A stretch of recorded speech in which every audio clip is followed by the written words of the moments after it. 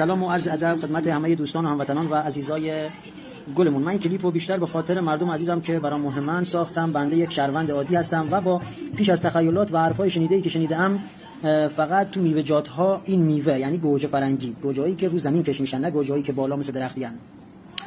وقتی که از کجا شروع کنیم؟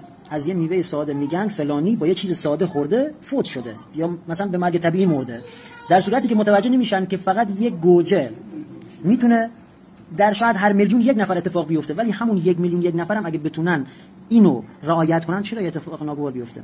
الان این گوجه فکر کن رو بوته است، یه جسم نرم و وقتی که آفتاب چیزی هم بهش بخوره گرمه، تقریبا مثل جسم مثل دست میمونه، مثل دست میمونه، یه جسم عادی بدن.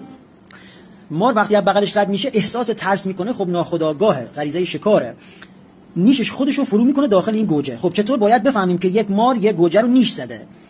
هر وقت مار 2 تا دندون داره، درسته؟ نگاه کن این، الان این گوجه رو مار نیش زده.